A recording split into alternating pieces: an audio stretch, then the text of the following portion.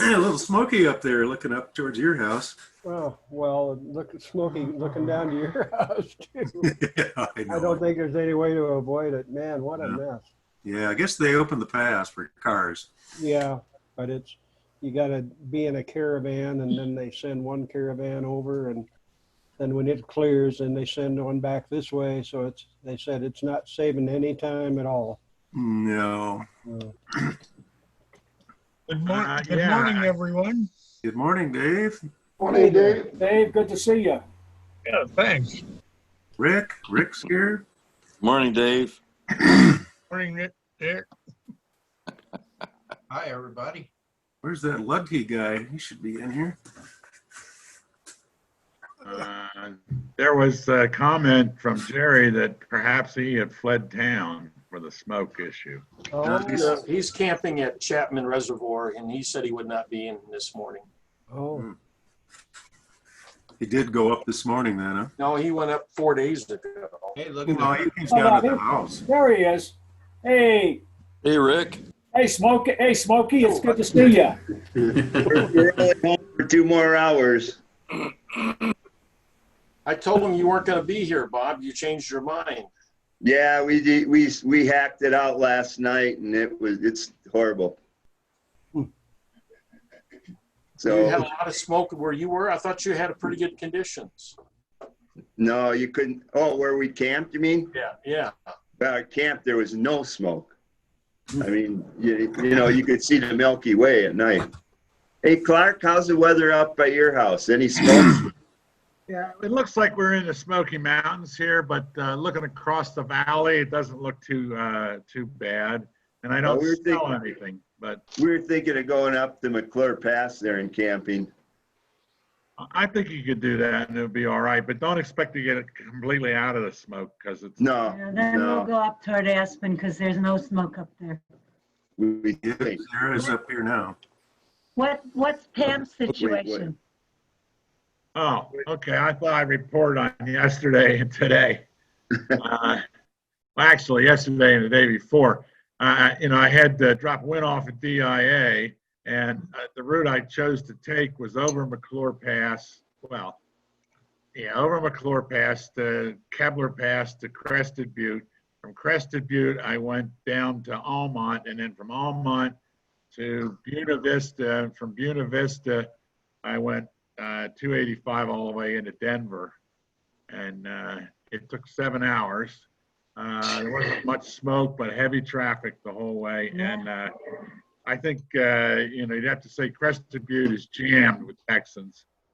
And 285 was pretty heavy traffic, but it was moving, and there wasn't a whole lot of construction or utility work going on. So, it's just 7 long hours of back country roads, and just kind of scenic and somewhat pleasant. Pam's, she was supposed to get to the airport and be there Thursday night, but her dad's car crapped out on her, and she had to postpone her flight until the following morning. So yesterday morning, I picked her up at DIA and did the reverse route, having lunch in Crested Butte, Buena Vista, which was okay, but it was pretty jammed. We were in Subway, and then trying to get gas in Crested Butte was a nightmare in itself as far as number of people and trying to turn on a highway and all that. But other than that, there's a heck of a lot more traffic on Kebler Pass than normal, and I bet. I But think Pam is home now. Oh yeah, she's sitting out. She's sitting out on the terrace with Annalise and her friend. They're going to go over to Annalise and her friend are going to go over to Crested Butte. So Pam's just catching up. We've got to pick the dog up, so Pam's going to take off probably in the middle of this meeting and go down and pick up Mickey. And then I've got a prescription at Walmart that needs to be picked up as well. Everything's fine in the Heckert household, but it's been 2 long days of just driving. I mean, it was 7 hours each day. Man, it's terrible. Here's the shot that Larry has of, that's Cottonwood Pass Oh, They closed it. before they closed it. yeah. Wow. I also like to report on Cottonwood Pass above Taylor Reservoir. That's not the one that you just showed me. It's paved the whole way, and it's a beautiful road right now. It's really nice. Oh, great. I'm glad to hear that. I saw that last summer. I tried to go up it, and they were paving then out of Buena Vista. So I'm glad they did the whole thing. That's great. Yeah, it's. I don't know. Do they keep that thing open during the winter? No, I don't know if they plow it. I wouldn't be surprised. It's a big wide road, like 133. I think that's Chaffee County. I'd look they will plow it in the wintertime. It's kind of a neat run. You end up at 12,128 feet or something like that. Well, we're headed out someplace for 3 days to get out of the stuff, and then we have another reservation up at Chapman, and Chapman's been really good, so we're good for another week. We'll get back next Friday, probably Right, Tuesday in between. In what you're going through right now, anything like it was Tuesday? When we got home yesterday, it was like taking a gallon of water and putting it over a roaring campfire and then breathing the smoke. Great. Yeah, it was bad yesterday. Well, Jess was there yesterday. You were down here, weren't you, Jess? Where is he? There he is.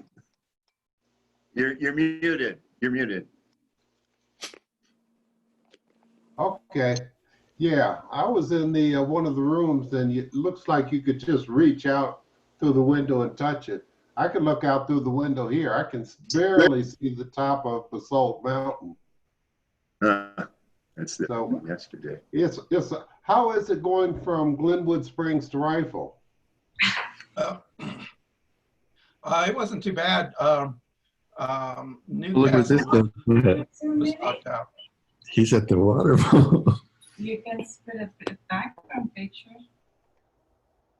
Go ahead, Rick, and then I'll come back. Oh, okay. Anyway, it was pretty smoky, like right in town. But as soon as, like Ken and I and Al, we all live up on the hill a little bit, and it was as soon as I started up the hill, it was fine. So it was You could actually see pretty good.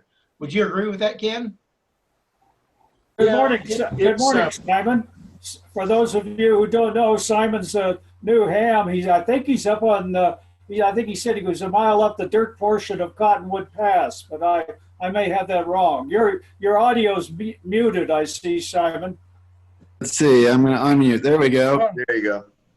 Cool. Can you hear me? Yes. Yeah. All right. Hello, everybody. Yes, I am about a mile up Cottonwood Pass. It's pretty hard to breathe up here right now. There's a lot of smoke. So.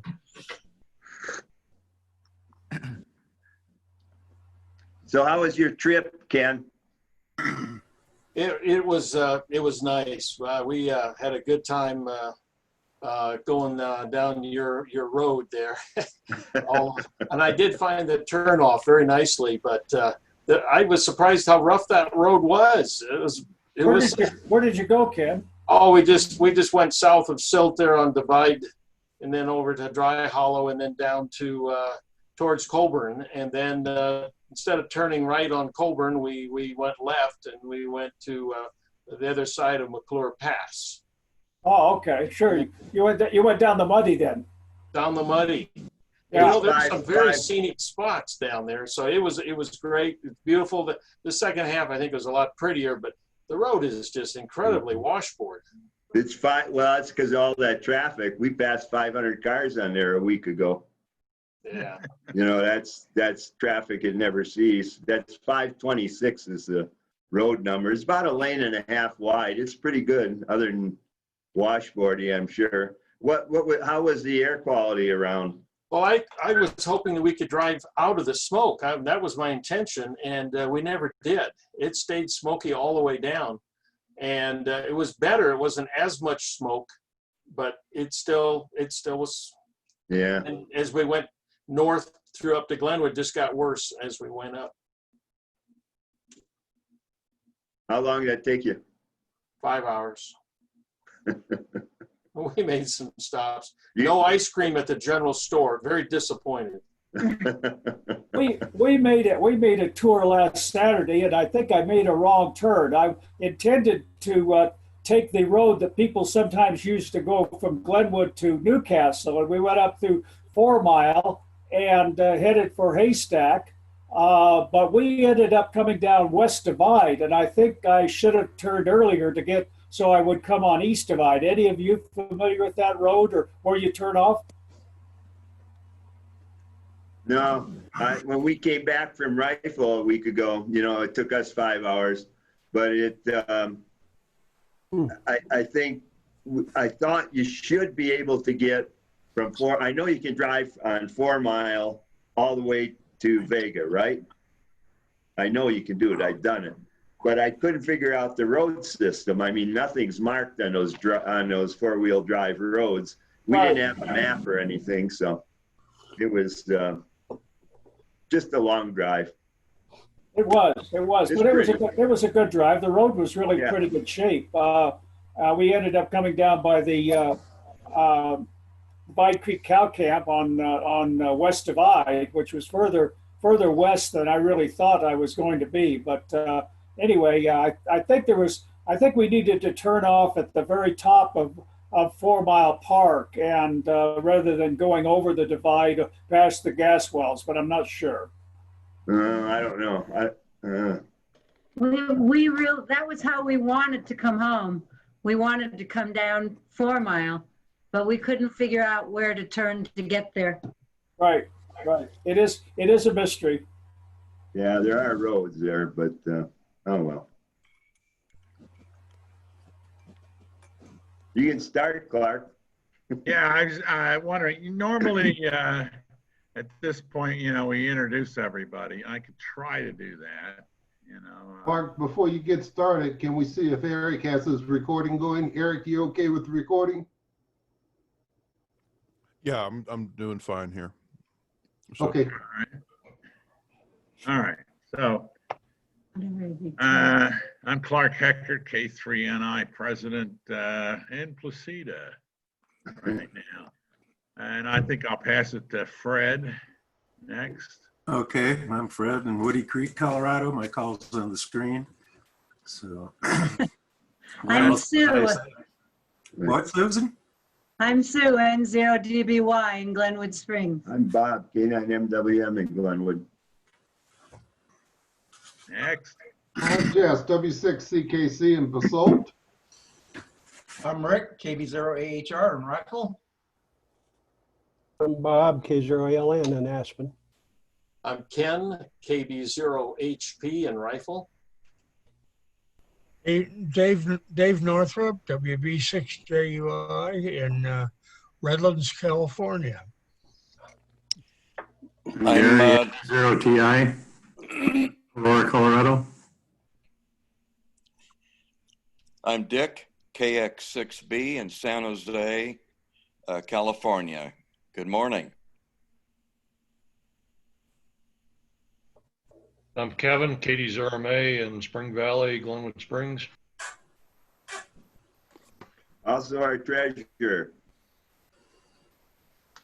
Well, you can see the power's on, the internet's on. Yeah. Well, they haven't evacuated you at all, Kevin. Oh yeah, they chased us out of here Tuesday evening, and Wednesday morning I learned some of the neighbors were coming back in, so I just drove around the barricades, and I've been laying low, and I'm staying put until forced out. Oh, but were they worried about smoke or flame or what? Tuesday it was flames, and is every evening really, but we haven't had bad smoke until last night. How well will be thinking about you? Oh, don't worry about me. I got the big RV pointed towards the end of the driveway, ready to go. Simon?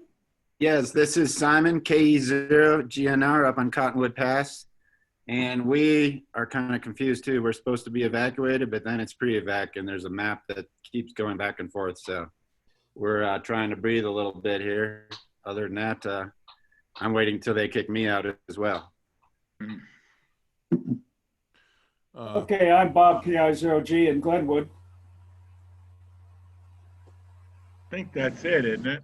Well, Yep. and then Eric K0JEG, Battlement Mesa, and I'm getting smoke from both ends, so can't even see across to Parachute Creek right now. Pretty dark. Wow. What does the Grand Junction fire look like, Eric? I saw it was 72,000 acres or something like that, and still 7% contained. Went down to Grand Junction last night to get out from under the smoke for a little bit, and you can see just a huge plume to the north, to the north of the city, and not good. And there was actually smoke down in Grand Junction last night too, so it wasn't. Pretty much anywhere you go in the state, I think right now is going to have smoke in it. So Yeah, something's moving the smoke south, because I was a little surprised when we got back here that it was as smoky as it is. Although it's not bad, I expected it to be clear, because when we left it was clear. Not happening. Okay, you want to dive into this thing, Clark? Yeah, I think that'd be appropriate, Bob. Just start with this mirror flashing, whatever it was that you were going to talk about. I think that'd be great.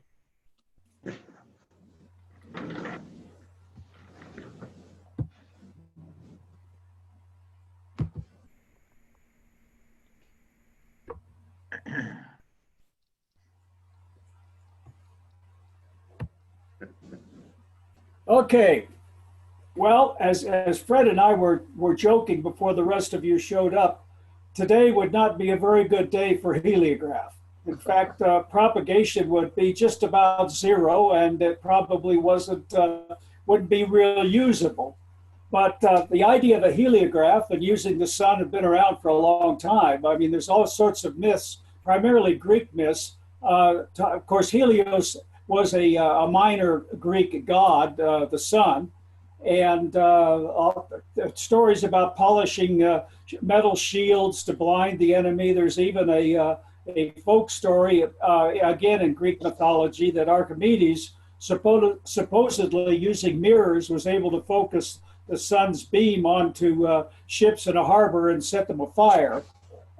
Modern scientists have kind of dispelled that. They don't think it's a very good story, and then in fact he may have been using some sort of steam cannon loaded with incendiaries. Anyway, signaling has been around using various reflective devices for a long time, but in order to pass any intelligence, any decent information, we needed the development of a code. So around 1850, when Morse code became available, then the heliograph became a practical means of communication.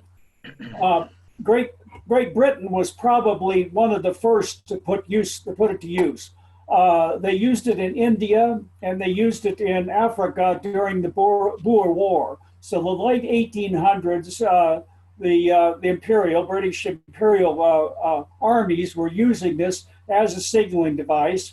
Here we have a sketch of a officer in the field.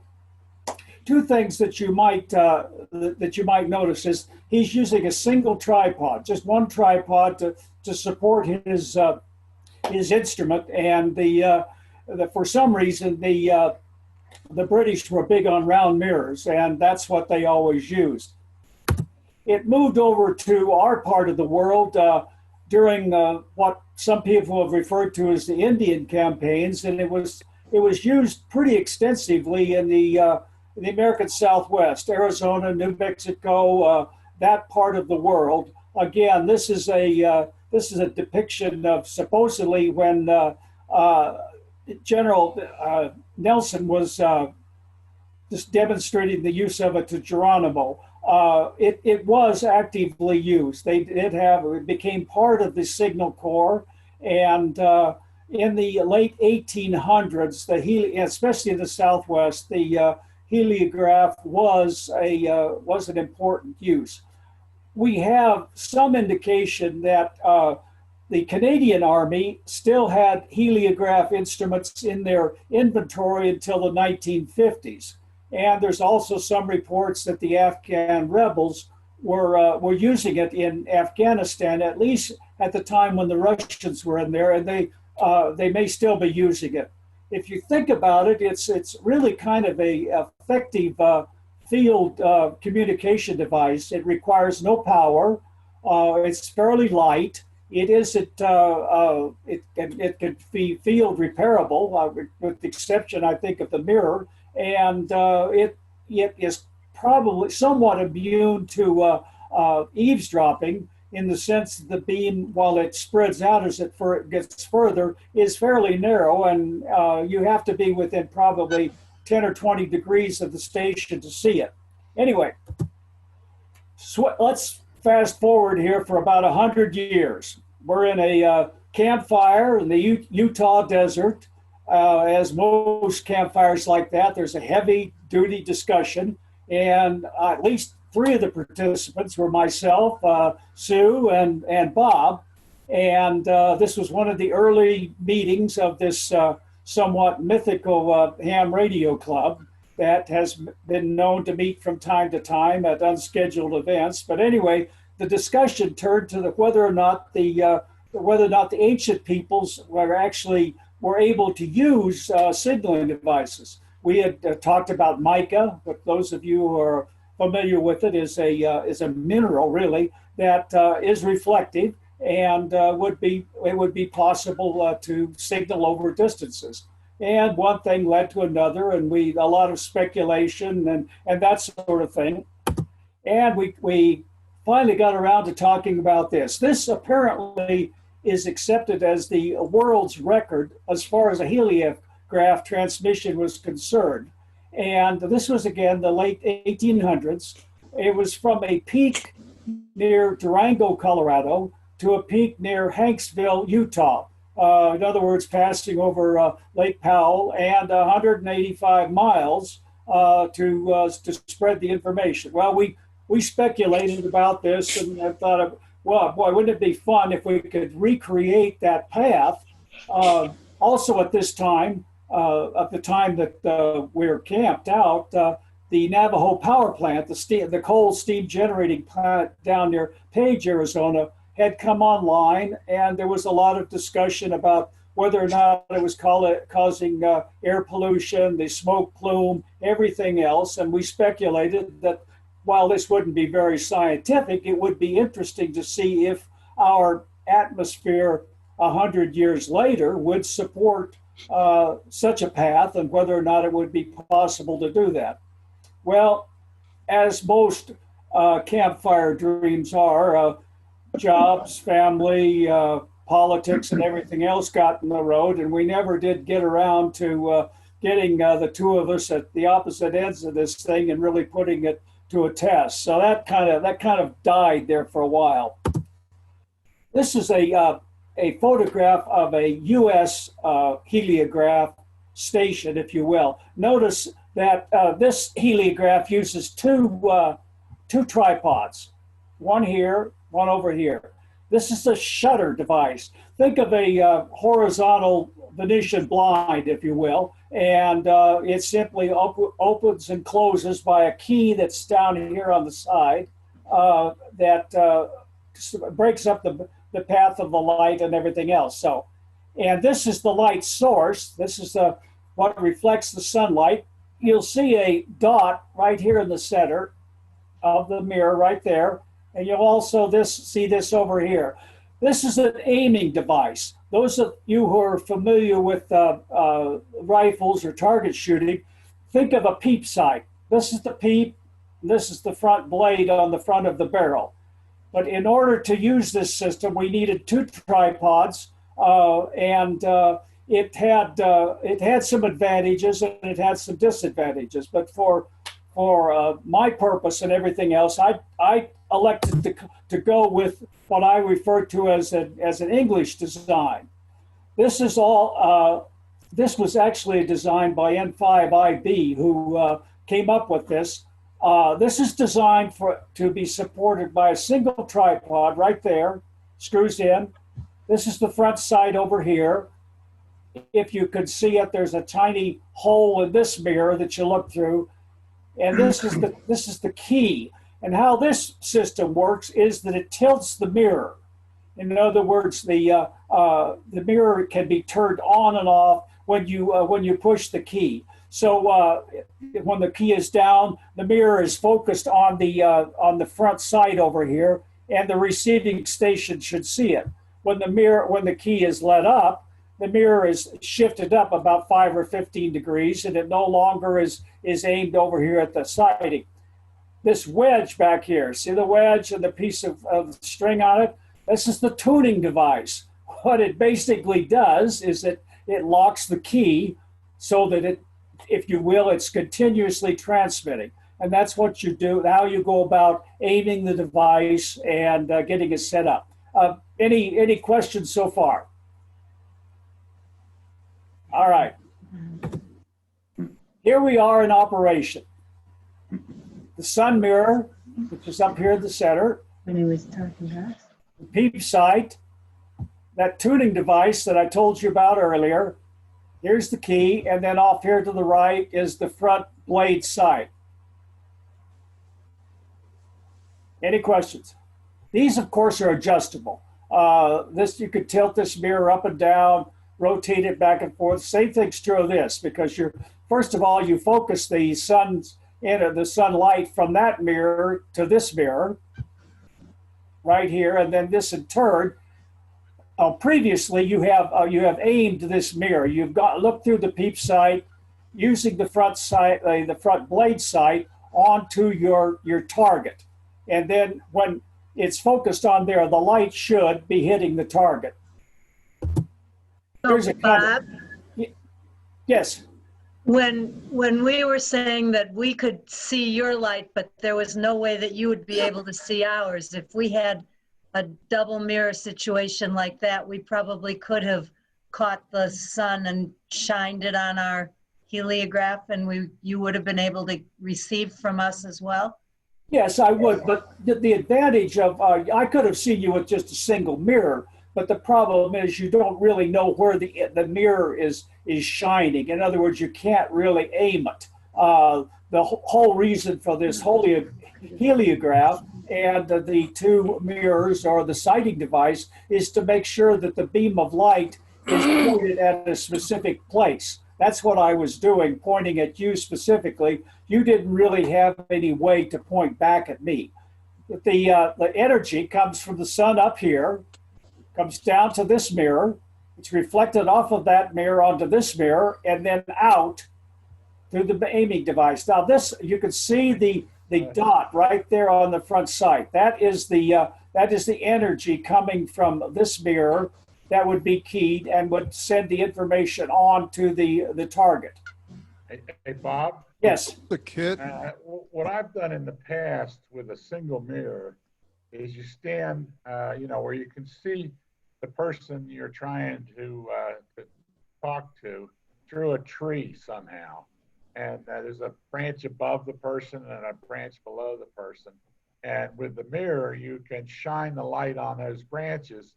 And as you transition from one to the other, you can send, basically. And it's hitting them. That's how I've done it. Right. Well, years ago, another simple device is years ago at a airplane survival school that I went to. For instance, you take the mirror in your right hand and you extend your left hand out as far as you can, stick your thumb up in the air and put the thumb over where you want to send the signal. Then you take the right hand in your mirror and you focus it onto your, if you will, onto your thumb. And theoretically, where the thumb is covered, that's where the flash of light should appear. So you should be able to do that there. Some of the signal mirrors that appear in aircraft survival kits and that sort of thing have the little hole in the center of the mirror that this one has that allows you to do the same sighting. But this using your thumb and your right hand would work with all kinds of things. A shiny pot, anything that would reflect light, you theoretically, and you see an airplane in the sky you think is looking for you, well, you put your thumb on that airplane and follow it, and then you keep flashing the light onto your thumb, and they should be able to see it. Bob, is that what they used when we were floating the Grand Canyon? I don't recall it. I don't recall when they were doing that. You mean from the? They said the only communication they had was to flash an airplane if there was an accident. Yes, that would be the case. Similar? Right. Okay. And again, like we said at the very beginning, this type of signaling has been around forever. But basically, all you're doing is saying, "Hey, look at me," or "Hey, here I am." There's no way to tell without some sort of code and without some sort of keying device to really say we've got one person hurt or we need a medevac or anything else like that. And I have to assume that the river guides had the search pilots knew that if the river guides flash in the mirror, he needs some help, or at least he's there. Come down and see if you can get some more ideas or more intelligence. Any questions?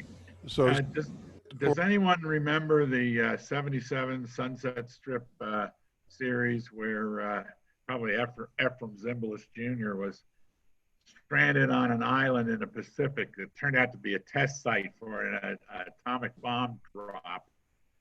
And the whole suspense thing was, how are they going to get off the island before they get bombed? And they broke a mirror that was supposedly used with some of the scientific equipment there and flashed an airplane. I just wondered if anybody remembers that one or not. Don't remember that one, but I'm sure it works. I mean, they're World War II survival kits, the kits that were contained in the life rafts. Those had a signaling mirror, and you used to be able to get, when they had such thing as an Army surplus store, you used to be able to find these mirrors. They were metallic and they were unbreakable. They were stainless steel and that sort of thing. So yeah, that type of signaling's been around, I don't know, ever since somebody discovered that the light could be reflected. And, we've all done it too. I've done it in canyons and stuff like that for the fun of it.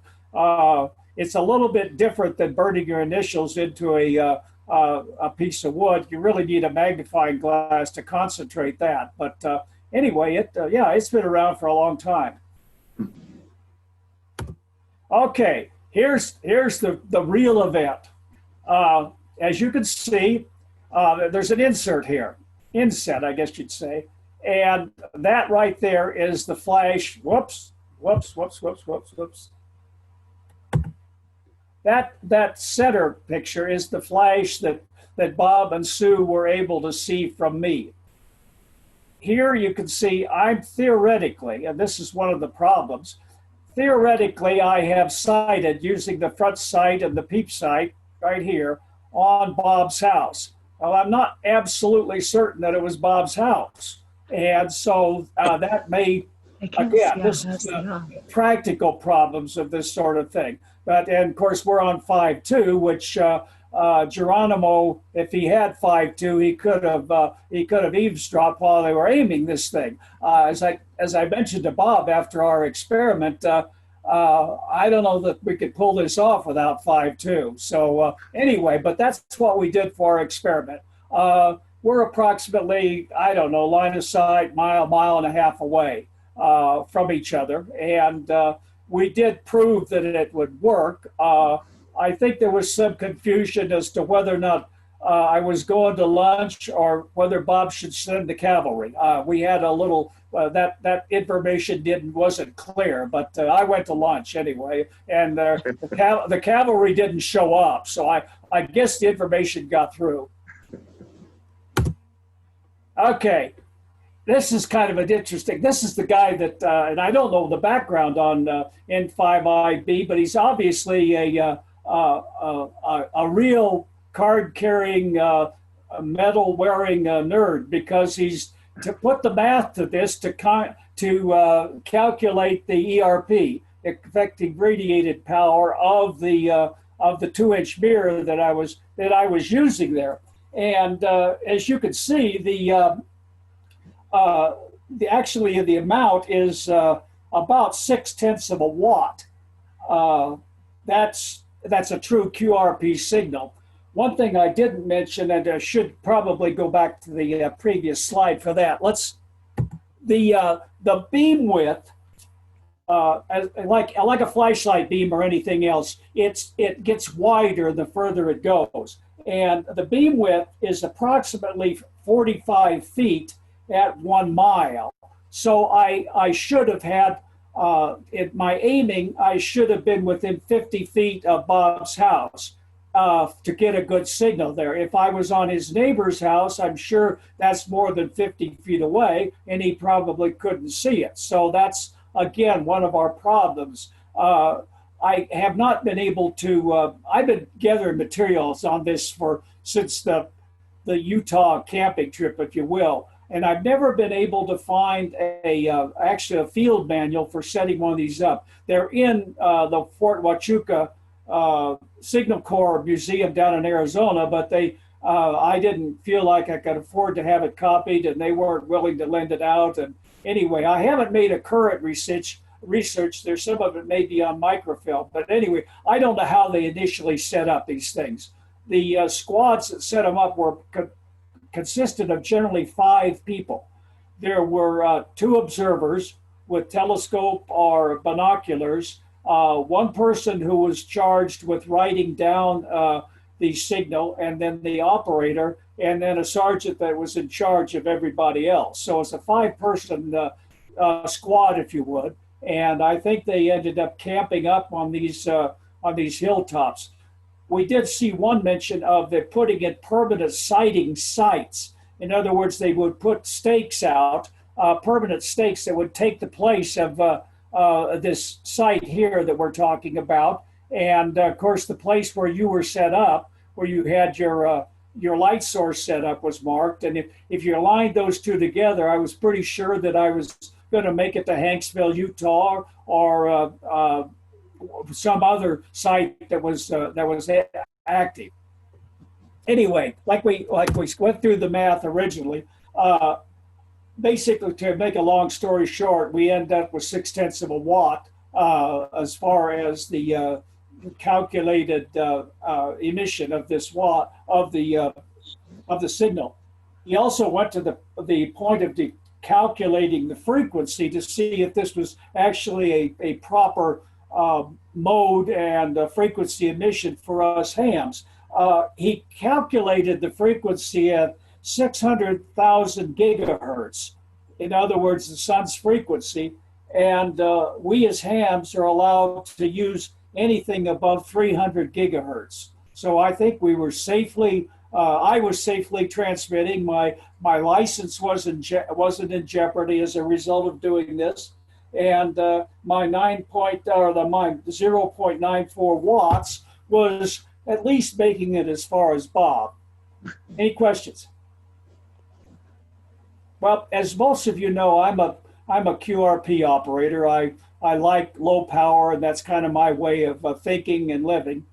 And any QRP operator knows that the secret to QRP is the guy on the other end, the receiver on the other end. That's what makes the difference. So for this particular test, I didn't spare any fonts. I went for the best, and this is what I ended up with as far as the receiver is concerned.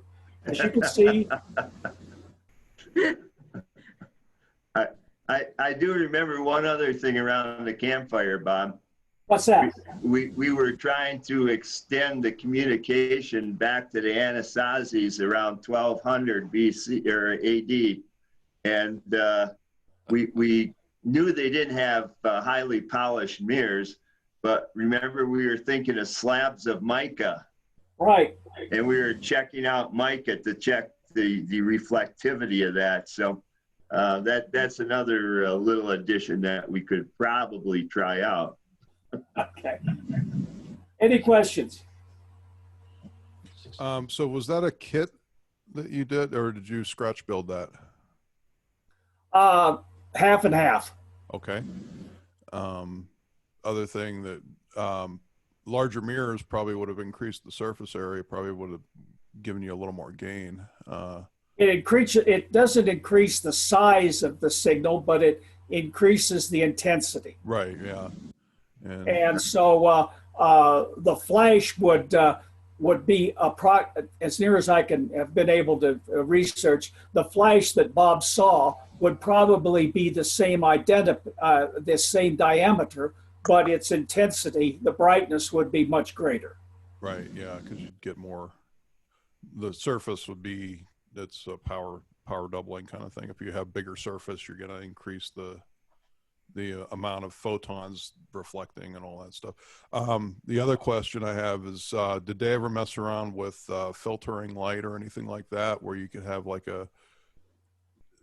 if you could have a detector that was looking for a specific wavelength, you could, and a transmitter or a mirror that maybe had a gradient on it, similar to what they do with fiber optics, you could actually, No, like so many things, this was military dependent, and at about the time of Geronimo's time, the spark gap transmitter came in and pretty well did away with any any further development or any further interest in this as a light source. I think probably the thing the closest thing that we have to it is infrared now, and we have infrared detectors and infrared modulators and demodulators, and we know that works. In fact, I've got one right here in this room that allows me to hear the television well without driving my wife out of the room, and that's infrared, and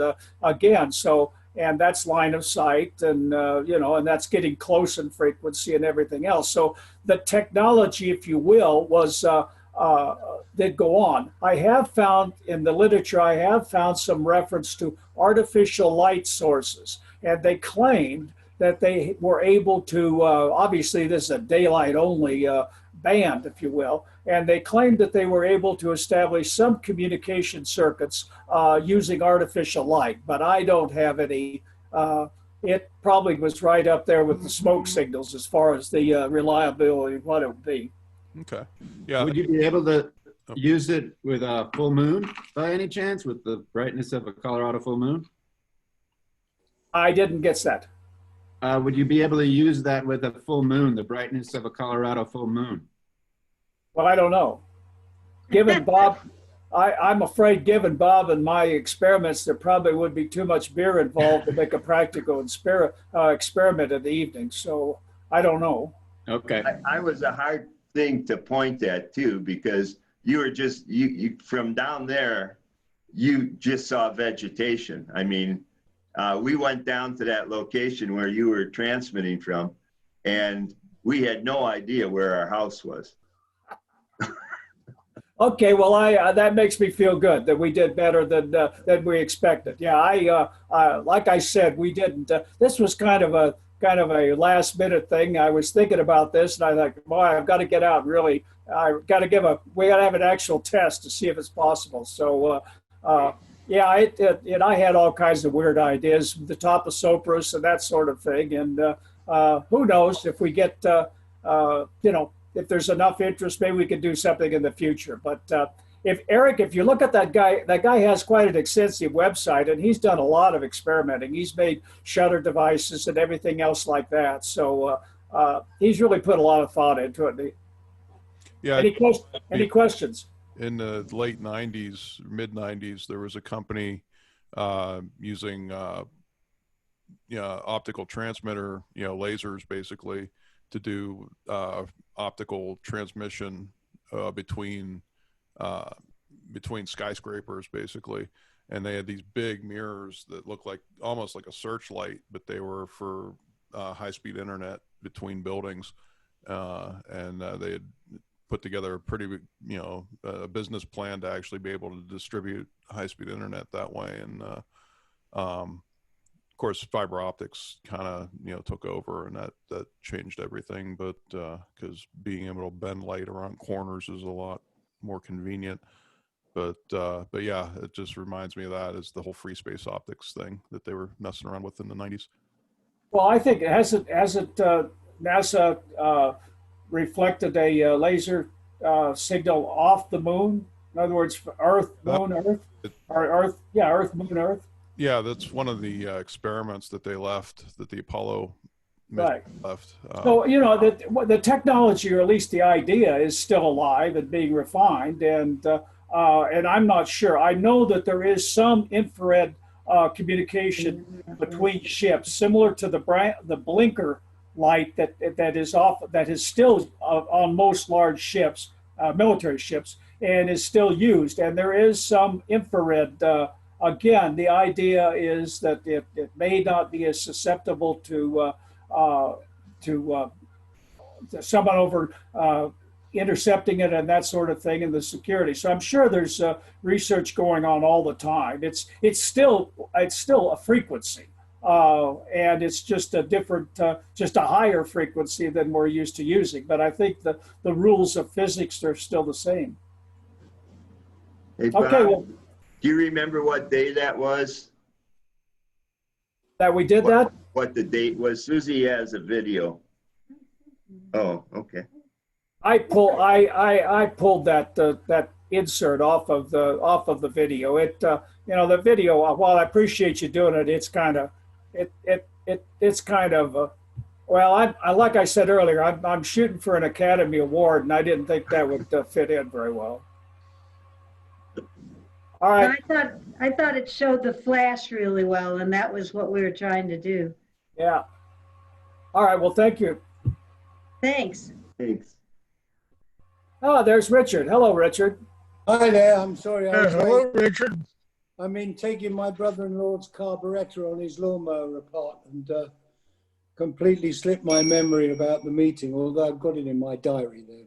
Boy, you're really... Apologies. I'm going to have to watch the video. You're really digging deep to stay busy down in Florida there. Well, yeah, great. Well, I think it's film at 10, isn't it, Eric? Hey, Richard. Here today. Hey, Richard, don't. Yes. Yes. Hey, Richard, don't forget Monday night. We'd love to visit with you. Monday night. You fell asleep. Where are you? Hey, Brian, did you ever give a test? Yes, he did. Yes, I did give a test last Tuesday to Ted Diamondopoulos. Yep. And he passed with only 96%, so he did great. And so we've got another extra in our club. Is he hanging out on Missouri Heights mostly now, or in Hollywood? I am not sure. Dennis would probably know. I think Dennis has been in contact with a little bit more often. Okay, yeah. I talked to the only one who took the test? Yeah. Huh. Yeah, he's the one who took the test. Yeah. I would just sort of on the subject of the heliograph, I just thought I'd throw in something that I'd heard that people might find interesting. But back, I guess, 2,000 or 2,500 years ago, that it's one of the Greek armies or somebody like that, I'm not too sure who, but they lined all their soldiers up along the shore facing the sun, but the enemy ships were coming into the harbor, but they all had copper shields. They all aimed towards those enemy ships and set them on fire before they could get to the land. Yeah, you were outside getting popcorn, Brian, at that time. I did mention that early on. So. Oh, okay. Copper shields. That's interesting.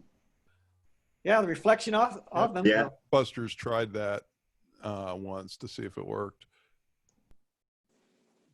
I take it didn't. Well, they recreated it to make it happen. how they bust it and then they say, well, what would we have to do to make it happen? And I think they got a few hundred fans out there and, gave them all a shield that was curved a little bit and okay, everybody aim it here. And they finally did set it on fire and, it was kind of neat to see, but yeah. It worked though. They had like one of those portable stands, those portable bleachers set up and they had all these people just, and it took a lot longer than it would have taken if you were trying to attack a ship. Okay, good presentation, Bob, and we'll see you perhaps Tuesday morning when I just sleep through We need to it. have a discussion about something else. 73 to everyone. See you, Dave. Is there supposed to be more business going on? Yeah, So Clark should take over. I know. So I think there's some more business to talk about, Clark, isn't there? Yeah, there was a question that Bob had posed on this presentation, something about the marble repeater that I was putting up, whether I had any comments for that. And was there something else that besides that we were going to talk about, Bob, that you had suggested? Yeah, I don't see Jerry here. Jerry's been working, I don't know, Kevin, do you know, I think Jerry, you said Jerry called you several times. I've been out of touch totally for 4 days. So has he worked at all on the Snowmass site? Oh, minimally. He's got the controller on his workbench and kind of fussing with the power connection in and out of it. He's got plenty else to do too. I think he's still trying to fix his backyard from last year. Okay. The other thing I can do if some of these people will get bored seeing it twice, but I was just going to show you guys what we did. The goal here is to have Clark's system up and running there in Marble. Why don't you tell them what your plan is for the people that don't know?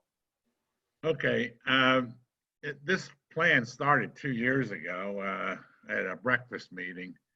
And I think Al Scholes and maybe Bill Kelly were at that particular breakfast. And I don't know, I got a wild hair about possibly putting a repeater up in Marble.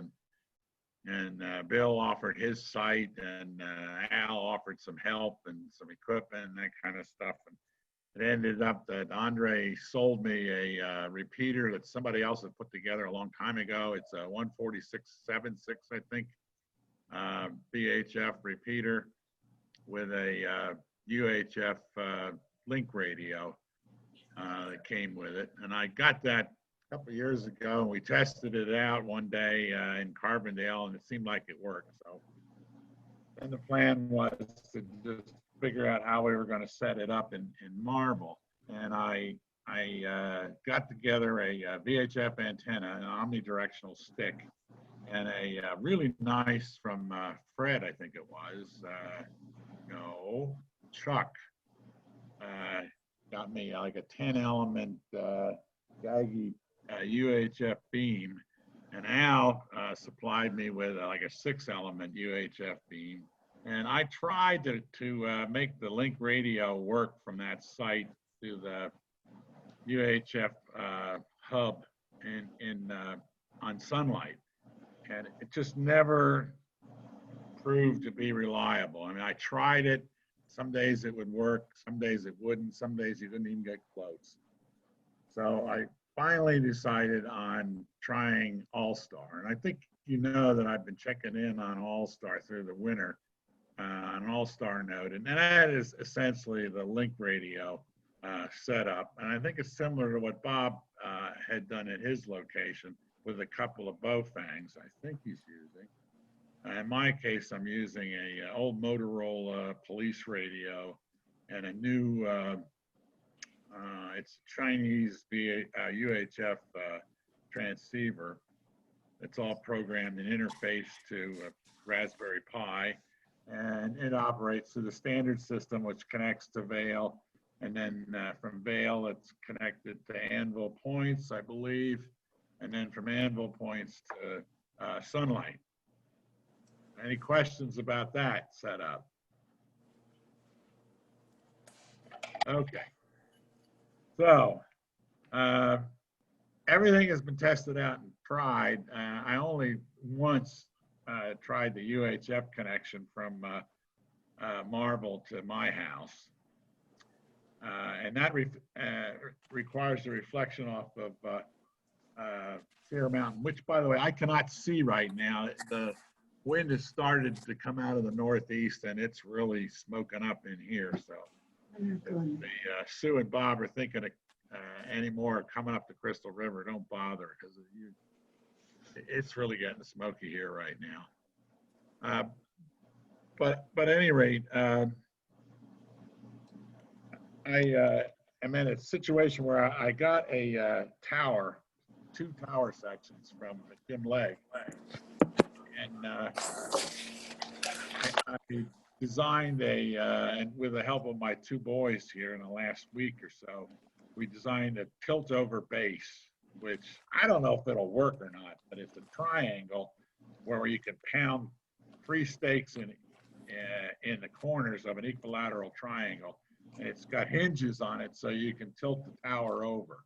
As it turns out, the Kellys wanted the tower to be located in the back of their facility there, which is up against the road, the Serpentine Road. So it turns out that, you know, the tower sections go down the hillside at about a 45-degree angle, maybe 10 feet down, and then the tilt over base is driven in the ground right there with 3-foot spikes to secure the base, and then it goes up. And then I had already made some steel rebar stakes for the guy wires. Put all the guy wires together, and needless to say, we got a tower base with 2 sections on it that comes to you know, the convergence or whatever it is at the very top for a mast. Now the mast size that I have is 1.25 inches, I think, and the hole size of this particular tower is 1 7/8. And I think there's supposed to be a thrust bearing or sleeve bearing attached to the very top of the tower base or tower, but it didn't come with this particular gift from Jim. So I've got to make a way to hook the mast to the tower. And that's the project I'm working with right now. But as it stands, the tower base is there. The mast and the 2 antennas are ready to go on. We just need a way to fix them once they're there. The VHF is no problem. It's omnidirectional. The UHF has to be pointed at Chair Mountain when we're finished. And it has to be fixed in such a way that the wind can't, you know, pinwheel it or something. So the rotation has got to be fixed. And then run a coax down to their cabin. And the repeater is down there installed already with its duplexers. And all I have to do is get the link radio from here and bring it up and hook it in. And now they've moved the Kellys have moved their solar system to the front of their house so it'll work better. Front meaning the south portion of the house, so it'll work better in the wintertime, whereas in the summer it was only in the sun. The array was only in the sun maybe, I don't know, half the time during the day because it was shaded by the cabin. So anyway, it's out front right now, but I don't think the solar array has been attached just yet.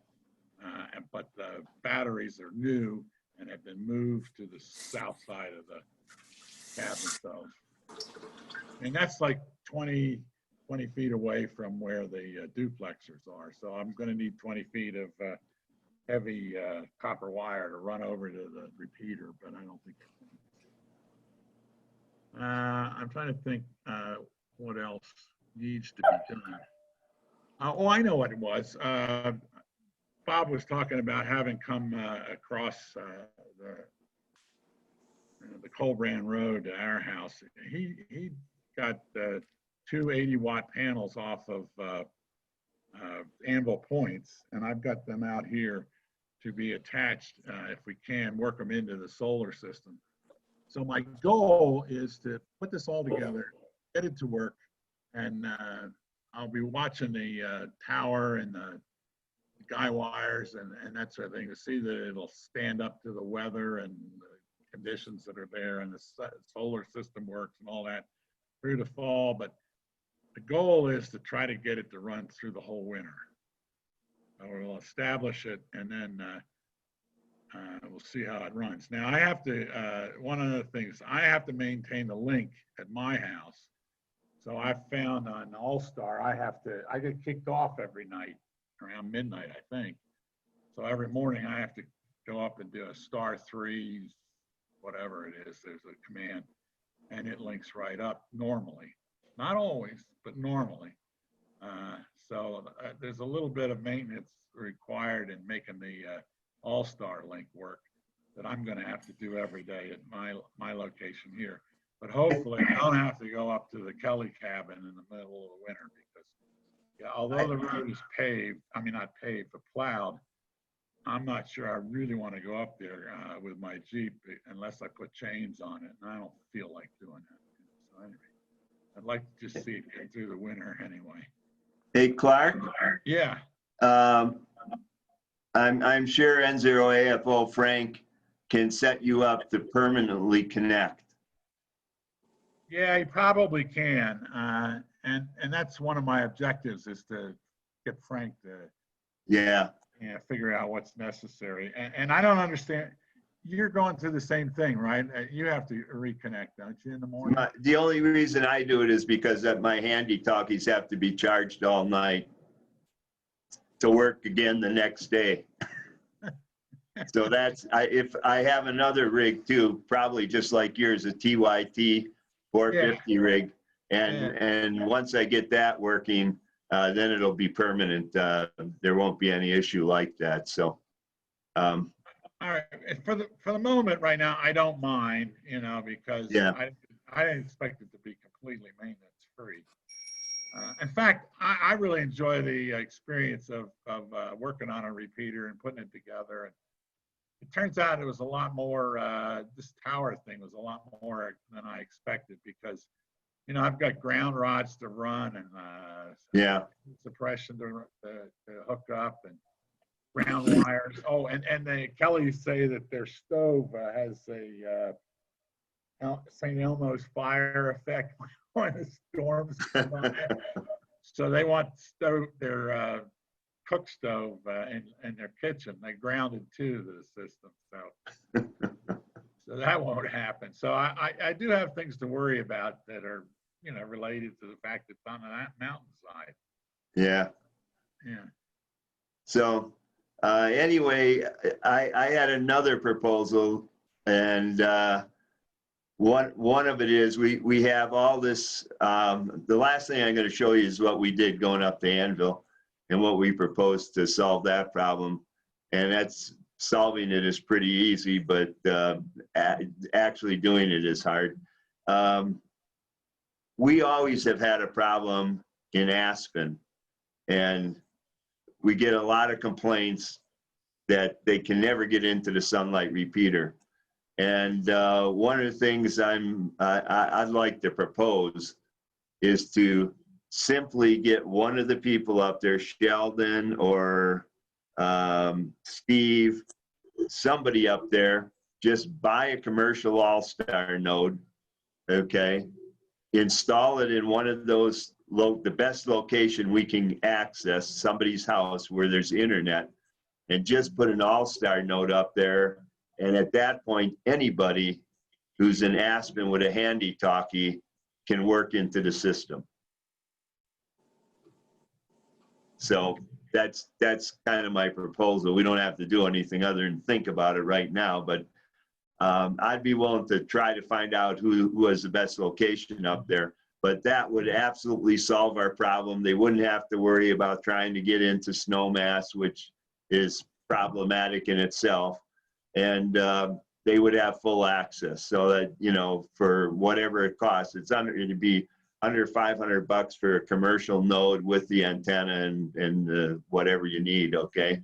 And it may be close to half of that. So anyway, that's something everybody should think about a little. And that would give everybody access up there with a handy talkie. And I know we go up there in the summer normally, 2-3 times a week. And other people do too. And it'd be a neat, clean solution. Good signal all the time because it's all-star, and that's it. But the other thing I have to do is the last place that we're having problems with was Anvil Point, and it died on us. And Chuck sent us a picture of the death of the battery pack up there, and it kind of looks like that. Jess, can you set me up for sharing? Go ahead. You should be set up already. Go ahead. Okay. This may take a couple seconds for me to get my photographs. So Ken and Betty and Susie and me and Jim Legg, 80LI from Silk, did a trip up there to see what was going wrong, because it's an impossible access point in the winter unless you want to drive haul a snowmobile about 60 miles and then take a 30-mile ride into the site. So, it's right on the edge of the Anvil Points, just west of Rifle there. It's a wonderful solar site, totally solar. There's no power within any distance or any RF up there. So it's a pretty good site. So let me see if I can do this. Gotta turn that off. See if I can do this.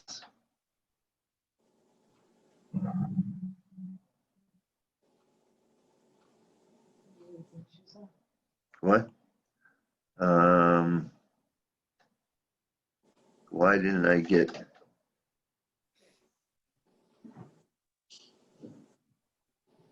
My site here? Where are the pictures?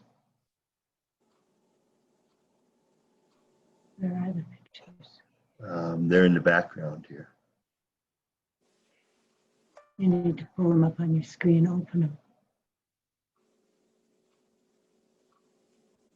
Open your pictures. How do I do that though? With minimize Bob, your. you have more than one screen? Yes, I do. Yeah.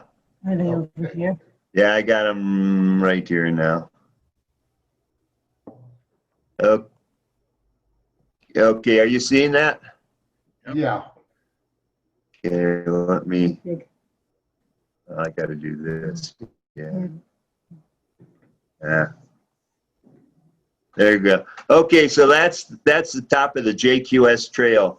You pick it up a couple miles north of Rifle on Highway 13. So that's Jim there, and I can't even recognize. That's Susie. That's probably Betty and Ken. So we're doing our social distancing up there. It's to give you some idea about the JQS trail, which is the summertime access. It's 11 miles and 2 hours of driving, and it's pretty much a one-way road. Fortunately, we only had to pass one ATV coming down. We never passed anybody in the 2 hours going up.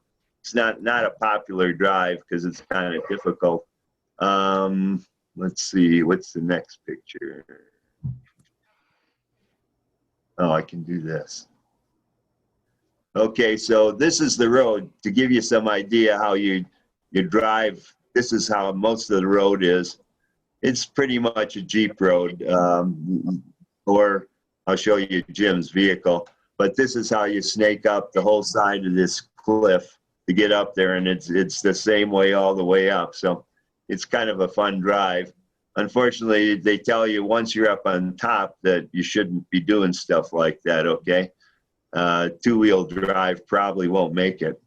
Let's see. So there's our vehicles. There's Jim's truck, and that got up there just fine.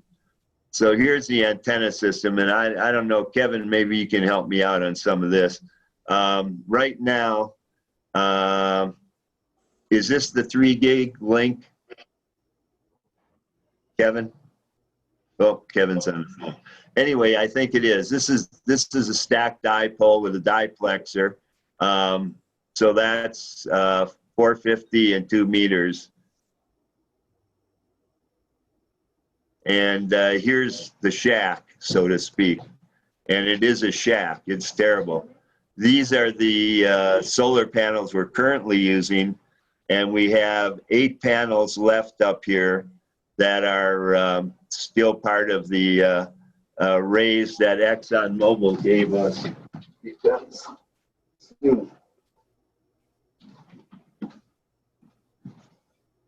I gotta kill that. Susie's on the phone there. Anyway, so those are the panels that we still have to hook up.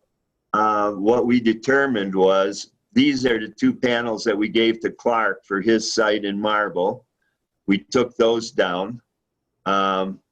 This is working on access. What happened was, what we discerned was the battery power was below the cutoff voltage that would allow the solar panels to charge the batteries. So the batteries discharged about 11 volts. There's an automatic cutoff. There's no power up there. So what do? So you drive Ken's Jeep to the front, hook up a set of jumper cables to the batteries, charge them up to 13.5 volts, and everything worked just fine. Everything came up. The APRS transceiver came up. All the repeater equipment came up just fine. So the problem we had was we could not get the solar charger to charge the batteries. It was always 0, and we had no manual or anything to know what we were doing up there. And this is kind of the blind leading the blind here. None of us knew about this. Chuck set it up. Chuck's off in Washington, N0 NHJ, and he's willing to help us all the time remotely, and he does. But we just didn't have any knowledge. So once we charged him up, we left it running, went down, and of course the batteries died again because we weren't using a solar charger. But, oops, let me go this way. Those are 2 panels. This panel Ken took down. And Ken, can you want to say something about, have you had a chance to talk, or why don't you tell them what your goal is here to do with the panels? Yeah, I have 1 panel down, and I've been exploring how panels are wired together. You know, there's series and parallel and combinations. And there's a solar business that's in Newcastle that I'm going to get a hold of, and they're going to hopefully give us some ideas about a wiring harness and that type of thing. And I've learned more and more about these 80-watt panels, and so I'm knowing nothing. I've learned quite a bit in a short period of time. So hopefully we can get the right kind of wiring harness and get them all hooked up. Okay, thanks, Ken. And the goal is to hook those up if we can this year still. In reality, if we can't, or if we can't get this stuff timing done before the snow flies, the current panel system will charge it. It charged the batteries just fine this past winter, although it was kind of a moderate winter there. So there's the duplexers. This is what it looks like. It's not pretty, okay, and the shack is not pretty either, okay, but it's up there and works. And these are duplexers for 450. So this is the sad part. These are your batteries, our batteries. These 4 batteries were given to us by Frank. They're you can see all the salts boiled off these here. Jim went up every spring and fall and watered those batteries. These are sealed. Those are working probably okay. So what we did when we got up there, what we found the batteries went dead was this cell here was producing 1 volt. So something had shorted out. So that was enough to draw these batteries down to 11 volts, which disconnected the solar array for charging. So that was a problem. So this whole mess here is the primary thing we're going to be doing on the next trip up. Kevin, are you available to tell them about the batteries and the other solar charger we have? Kevin?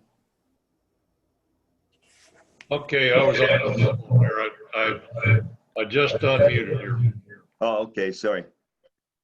Could you tell them what we're going to replace this with? I'll pull up a quick picture. I would give me 30 seconds here. Okay. And by the way, down here are the charging cables that we are doing. The meter isn't hooked up to zero, but this is how we charge the other batteries. These are 6-volt batteries, and so we took 2 of the 6 volts out, left one 6-volt pair together for 12 volts. And then obviously these are all 12-volt batteries. Okay, Bob, you'll need to turn off your sharing. Okay. There you go.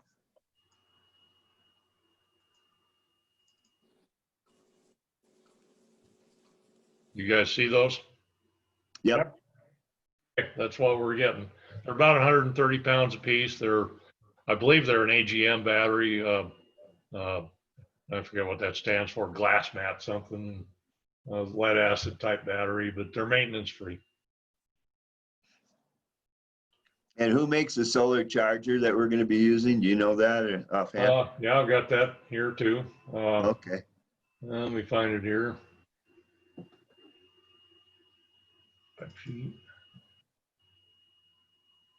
But once you go up that road, you never want to go up again. And we will have to do that. If anyone wants to try out their 4-wheel drive vehicle, you can tag along. Can't you get in through the back way up the big, rather than go up the big QS trail? I mean, I remember when we did field day. Yeah, you can do that. It's 60 miles. Yeah, okay. And not any faster, I don't think so. Go ahead, Kevin. Well, not a lot to say. It's just a solar charge controller, and you put in, up to like 60 volts in from the panels, and it'll regulate it down to the voltage you want for the batteries. And I have decided we're going to go with a 12-volt system. We're not going to do 24. Okay.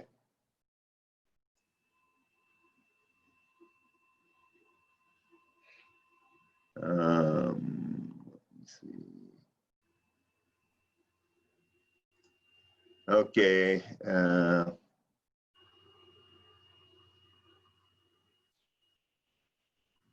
Just out of curiosity, how was the tower established up there? What kind of? Can you talk a little louder, Clark? I couldn't hear that. Oh, I'm sorry. I was leaning back, trying to fall asleep or something.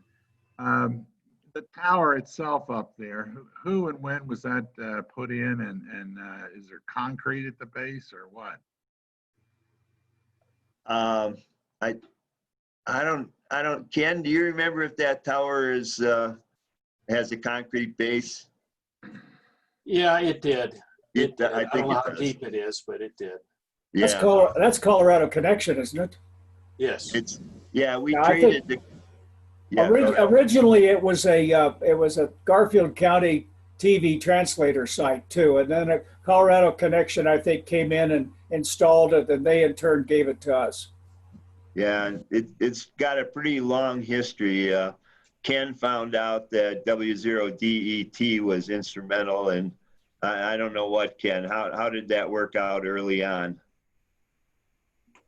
Well, I wish I could remember all the details that Don had told me, but there has nothing been written down. He said it's all been done with a handshake, and so it's passed from a number of different people. So anyway, we need to get a hold of Don and get that information down in more detail. Okay. I think the one thing we need to keep in mind, though, that it's not a deeded location like Sunlight is, and ExxonMobil, whoever has the lease up there, we may get evicted, and so we really kind of need to keep that in mind. when we're talking about investments, in the sense that we may have to go up and remove that stuff at some time in the future. I think it's one of those kind of things where there's no other users. It's kind of hidden in plain sight, if you will. But yeah, we're clearly trespassing on somebody, and we may get thrown off of there at some time in the future. But it's been up there for, that I'm aware of, probably 30 some years. So I don't, in various, between the county and everything else, the county doesn't claim it or use it or anything else anymore. So we're the only user there. And did you guys have any problem getting through a gate? Is there still a gate up there? And We do go through a gate, and they willingly always provide us with a new combo on it. Good. And we're only a quarter mile, I would say, in from that gate. Okay. Technically, you could probably walk if you wanted to haul things. Probably not those batteries, but we have access now, and they seem willing, and they gave us the panels. Okay, so that's another part of it. So yeah. Anyway, let me go on here and just not dawdle here.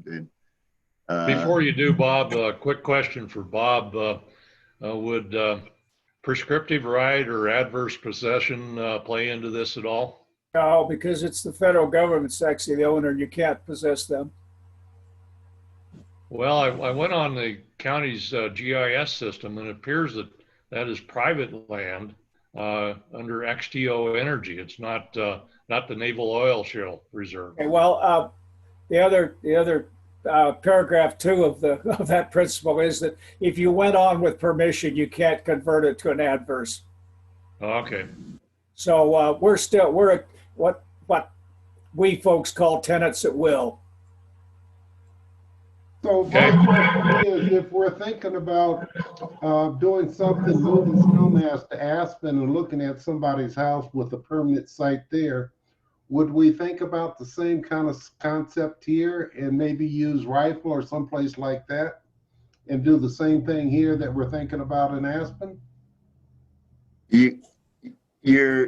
The site is an incredible site in terms of location. It can see Vail.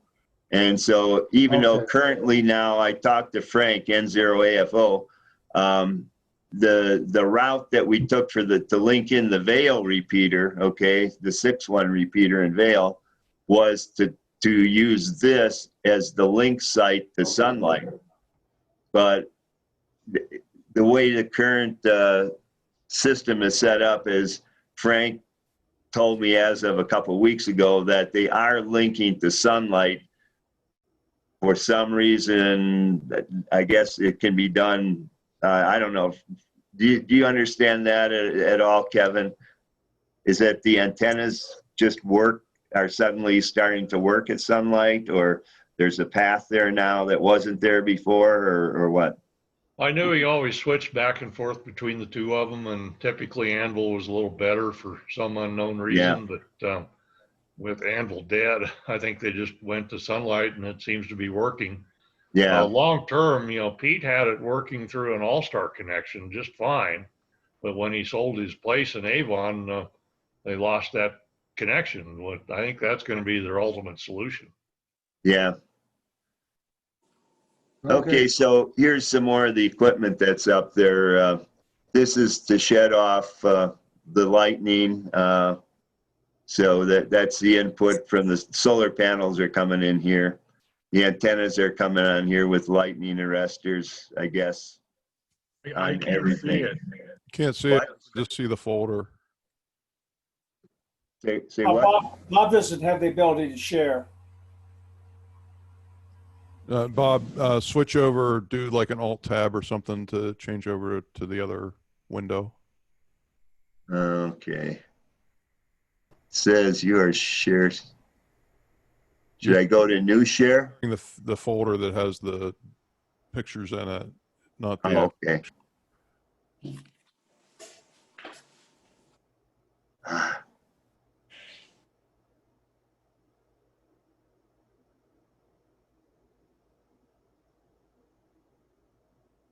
I think just double click on it.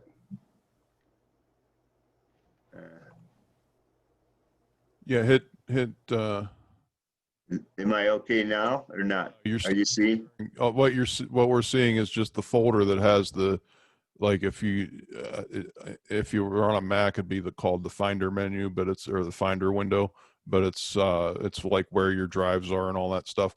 You need to hit Alt Tab to switch windows, to switch, rotate through your different apps, and you can see, the one. Yeah. But I think you have to tell Zoom to do that. Okay, let me see if I can do that. Which one you want to share? Where the heck's he all? Here we go. Is that doing it now or not? Nope, that's okay. Hang on a second. Let me think here. Let's see. Should I stop and? Yeah, let me stop share and restart and come back. Yeah, so pull up the picture and then do share screen, maybe. There we go. Okay. I didn't have much to show here. Anyway, okay, that's the wrong way. Here we go.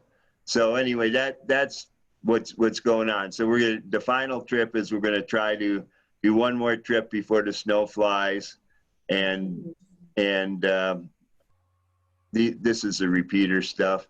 Here's the 144.39, the APRS stuff. And if you guys have ever used APRS, myself and I think many other club members run APRS in their vehicles, and all you have to do is enter the call sign and view it, and you can see where anybody is in the world. So this is one of the control points for APRS.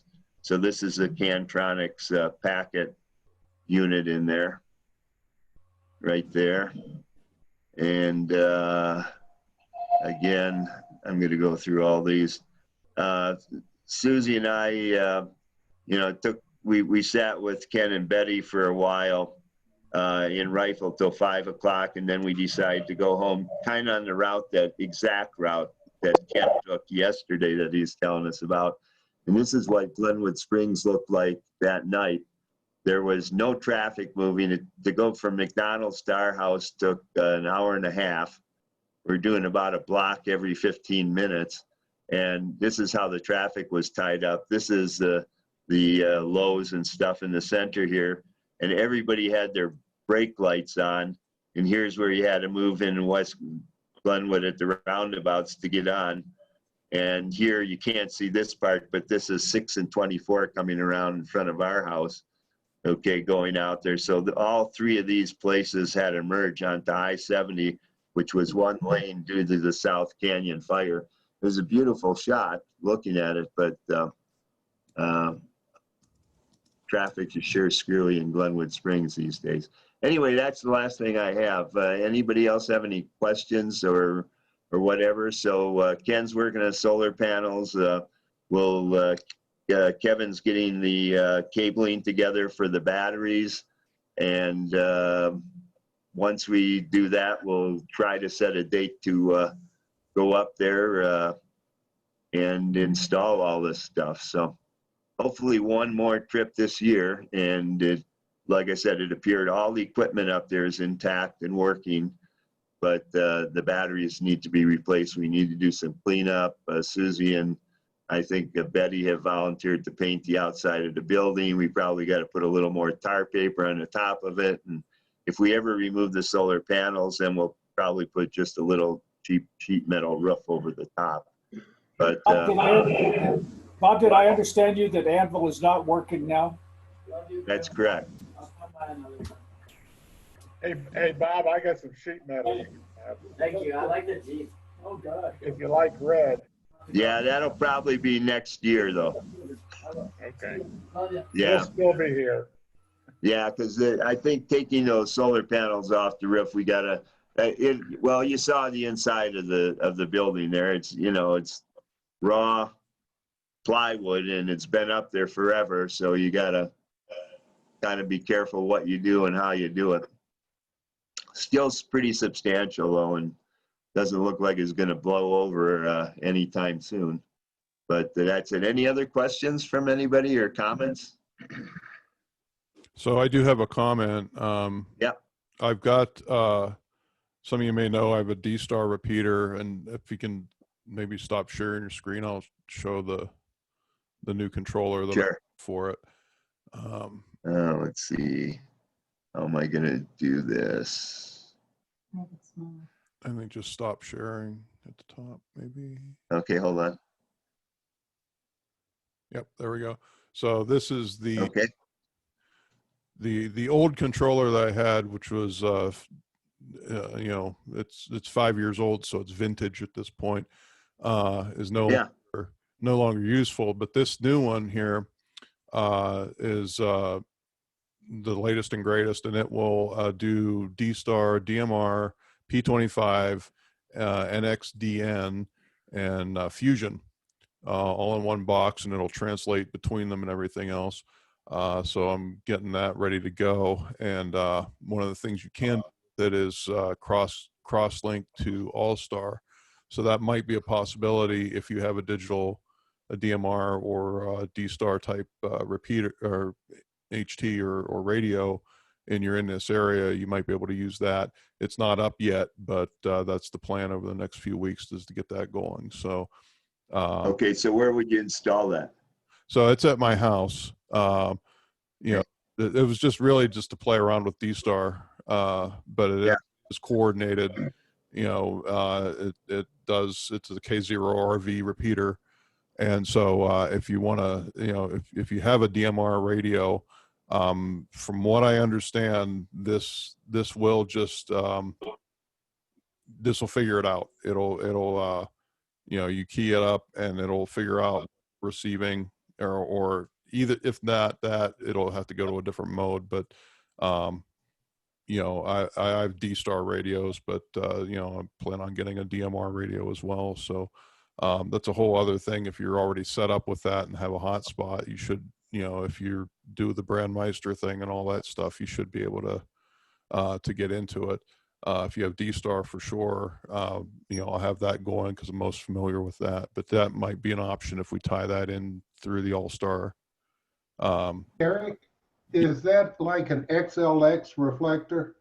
Yes. Well, it's a, what is this thing? Let me. Oh. So it actually tells you it's a DVM V3 from Repeater Builder. Let me see if I can share my screen. Well, I'll ask you later. What I was going to mention is I did some test work on an XLX reflector and put it up at on a cloud. So if you are interested in those resources, I can make available so that you can link it in a cloud if you want to. But I'll talk to you about that later on. Okay. Yeah. Yeah. I'm kind of new to all that part of it because I'm more familiar with the D-Star linking, the original D-Star linking, you know, using the D plus reflectors and all that. But I know there's the Brandmeister stuff is a totally different thing for me, but it's similar. Okay. It's just the DMR version of it basically, but it, you know, they all interoperate and will all talk to each other pretty easily, you know. So do you need the internet to use that? Well, it's a standalone repeater, but yeah, there's no digital, there's no radio linking that I have set up right now. It's just, it's all, once you get onto the repeater, it's, you know, it's over the internet, but so it's similar to All-Star in that respect, you know, but I mean, there's no reason why you couldn't link, you know, with a 3 gigahertz radio or whatever. Yeah, that's what I was saying. Do we have to have our 3 gig system up working before we would use that? Well, this would just be interim. Yeah, this would tie into Pete's, you know, All-Star hub that he's got set up. We could. Oh, okay. There's a way. Vail or Avon. Yeah. So there is a way to translate between the two, but yeah, it would tunnel over the internet to get to that, to his All-Star. Okay. So. And again, don't look for it next week. It's a little more involved than what I'm used to, but I think I can make it work. Well, that's kind of about all I have to comment on that, Clark. So go ahead. Hey, any other new business that someone would like to bring up?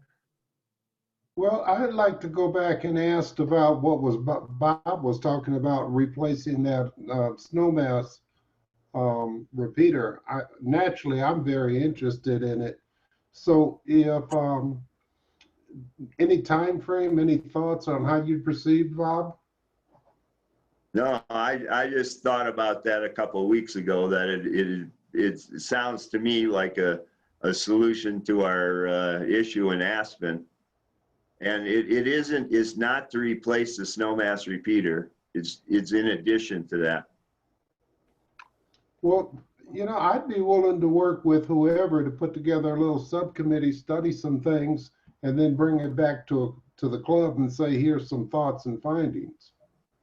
Okay, I think it's, yeah, it's buying it and doing it and finding a location. Okay, well, I'll volunteer to work on it with anybody who's interested in doing that. So, and then we can get an update at a later time. Yeah, well, the two people who have kind of done that already, I'm not familiar with any of the commercial products, but KV0K, okay, Pat, has purchased a commercial one, and I believe it's the same as Dan's down in Albuquerque, K0DSC. And I think they both bought the same All-Star node. And, you know, there's probably some modifications because it's set up for kind of a standalone locally, and it might have to be a little more robust in terms of the receiver, and I know nothing about it, how the commercial ones work. I know the downfall of mine is that I use two handy talkies. That's one, and they need to be recharged every night, so it's not a permanent way, but you can buy a transceiver to do that.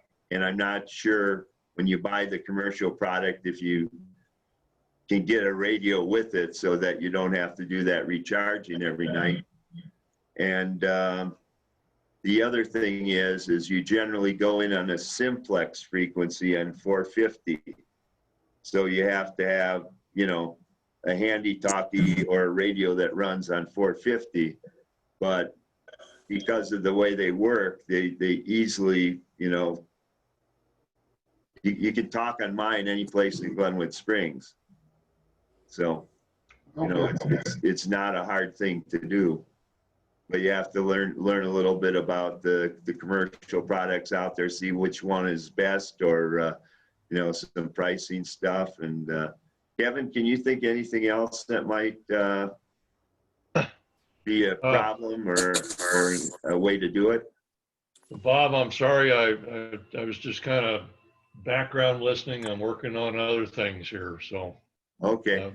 Give me a question. Yeah, I had mentioned to you about doing an all-star node in Aspen. Is there any reason to do it or not to do it, or what are the? It would work just like the one you have at your house, but I think we both agree you don't use Bofung handhelds. Yeah. You know, get a base radio. Yeah. Well, if you want to walk around town, though, you can do it. Oh, you mean for the node itself? Yeah, for the node, don't use. Oh yeah.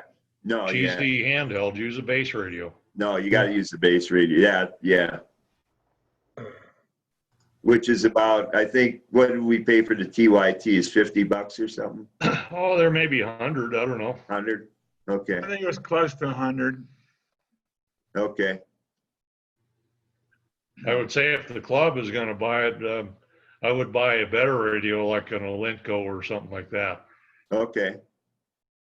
Well, Jess, there you go. So you got the project. Sheldon would be interested in that, I'm sure, right?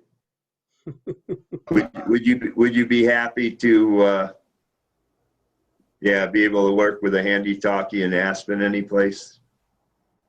Yeah, I think it's, can you hear me?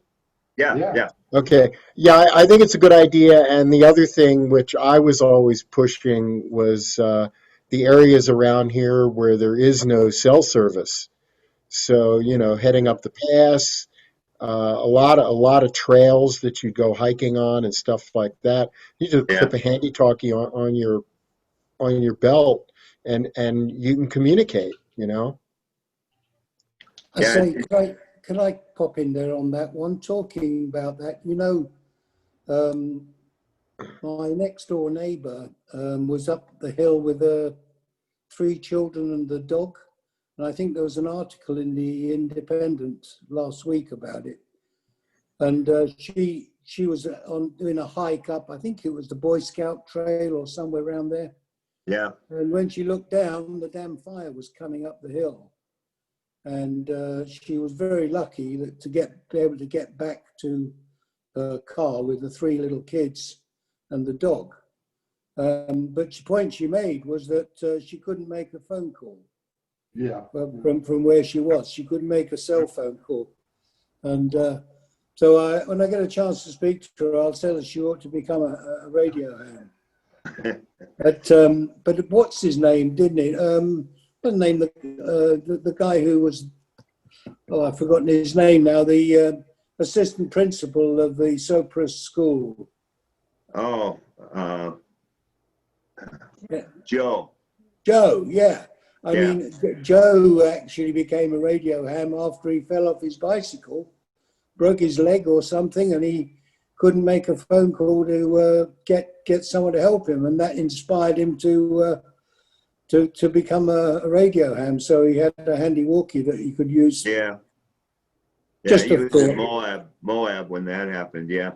Yeah. So, maybe if I could throw out, I'd be willing to kind of, maybe Shelton, if you would help me explore putting together a little thought group and look at some possibilities and come back to the group and say, here's some thoughts. I'd be willing to kind of pull some folks together. I've already thought about it. I want to do it. My think tank is already retired. But I do have a Garmin Inreach that I use when I'm off-roading and and hiking around or going up the pass. And I mean, in a dire emergency, you can use that. It goes up to satellites, and also a lot of people don't know you can use it to send text messages to people, and you can receive text messages, and that goes through the satellites. So you can tell, your girlfriend, your wife, or whatever, I'm going to be late, I'm okay, don't worry about it, and blah, blah, blah.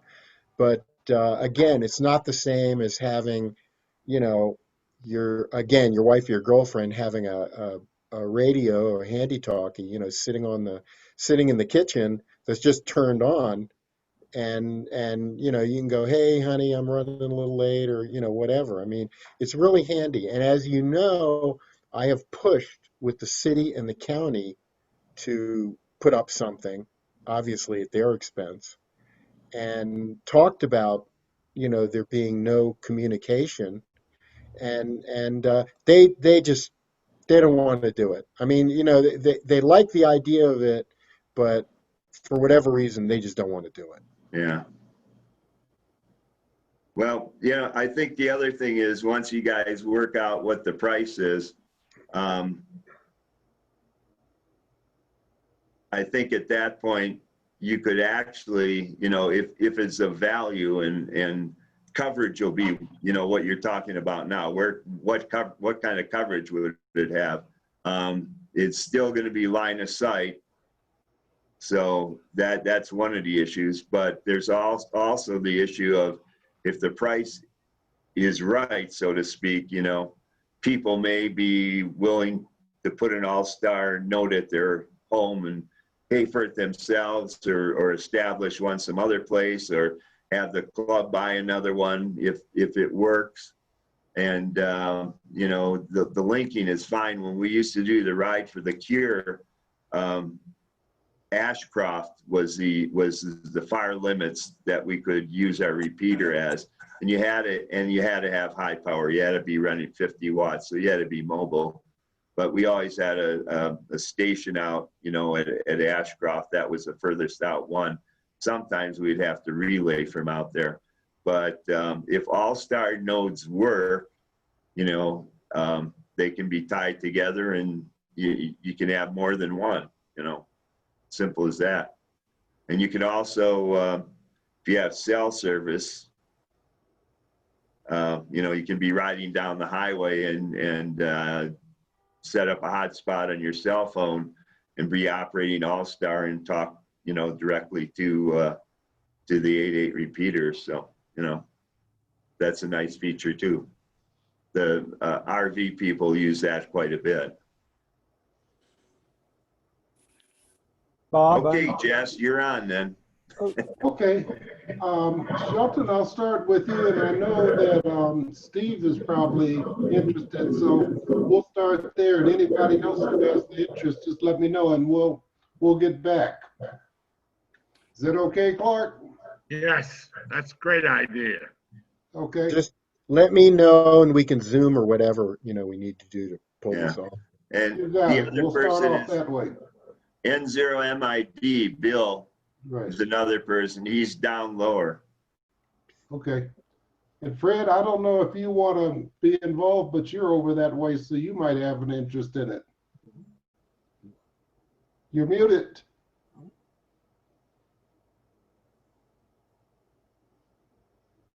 My coverage from Aspen would not be all that great. You'd need pretty high powered HT or something to hit my location. And Bill MID's is even worse because he's just across the river down lower than I am. You know, if you're gonna put one up in Aspen somewhere on Smuggler, would be great, or Red Mountain, or anywhere that just looks down on the town. When Tracy had his repeater on top of Aspen Mountain, you would think it would work, but it didn't. It worked kind of, but it was shaded. If you're in the shade up close to the mountain, that didn't work. So it's just finding a location to put that in. And well, you need internet. That's right. Yeah. So we'll start and go from there. So Sheldon, we'll get together and go from there. we need to do a math. Okay, we can, I'm willing to talk to somebody, but you know, I'm a little leery about putting it at my place. But I've got some of you who have been here. I do have a direct shot right down Valley. Okay. Need to do a mass mailing up in Starwood and get people to get some new hams up in that area. We used to have one. I haven't heard them in years.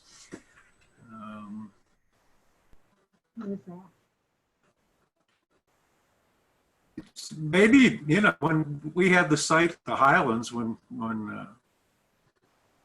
midway up before we got booted out of there, that had pretty good coverage of town, I thought. And that's what we used to use that would talk right up to Ashcroft, right, Bob?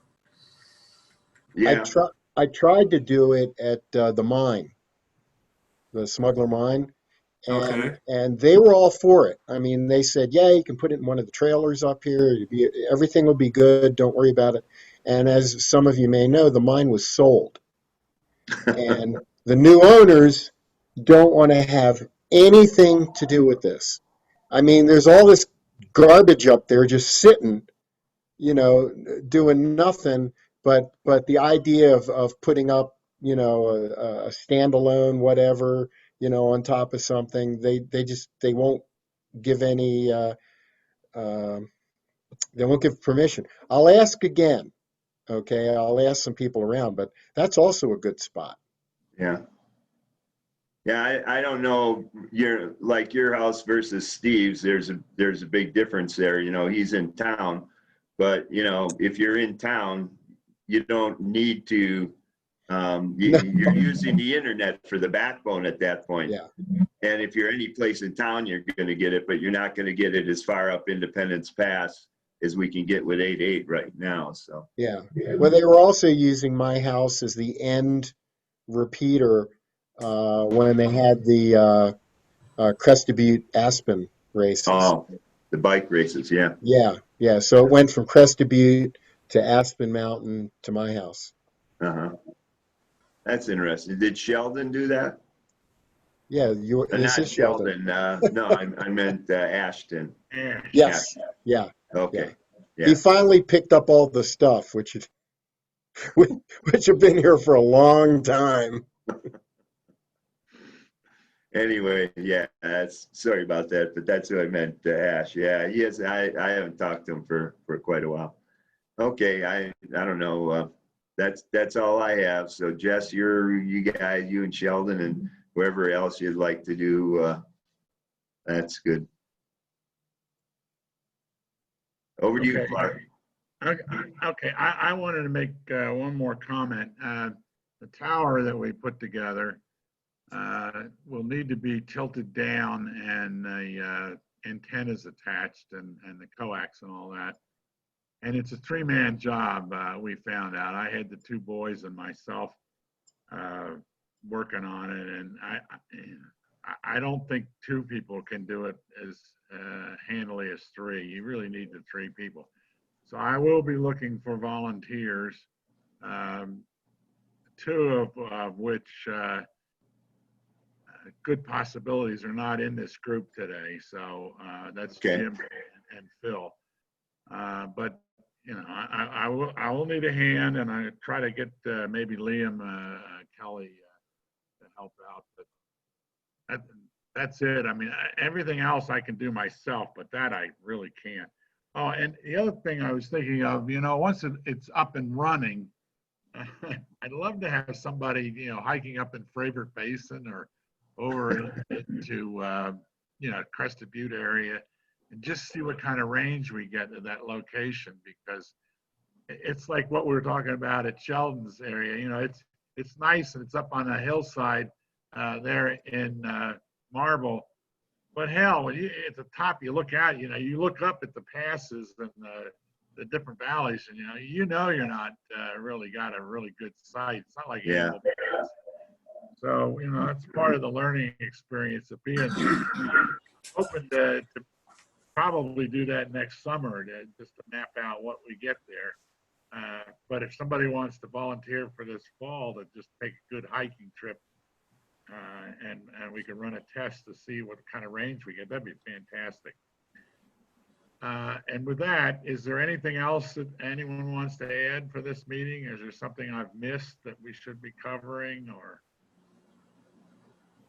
I just want to let you know, I would definitely up for hiking and letting you know the coverage. I climb a lot of the mountains around here, so I'm always up for getting out and going somewhere where you'd like to check on the coverage. All right, Simon, that'd be fantastic. We also need to, in order to do that, you need to have somebody monitoring the repeater at the same time while you're hiking around. And the areas that I'm thinking about going into are not just a one-day kind of thing, in and out. Yeah, I can do multi-nights or whatever. I've got hiking equipment, so. Yeah, all right. All right, that would assume that it works pretty well, and we just want to see how it. Okay, anything else? Anybody wants to add? I think we'll, I don't know who's, I'll try to get a program together for September. I heard that, Bob. That's a great thing to volunteer to do. I can't remember. Somebody told me they wanted to do a program on something. Yeah, if anybody listening has a program they'd like to do like Bob did, half hour or so, that'd be nice. So yeah, anyway. I think Bob did a superb job on that too. I really have to commend him for that. That was fun. It was fun doing it with him too. It was cool. You guys really pulled that one off really nice. So, okay. Well, if there's nothing else, then I can close the meeting and just say 73s. And I will be, let's see, I am net control tomorrow, assuming that the 8.8 machine continues to work as well as it has.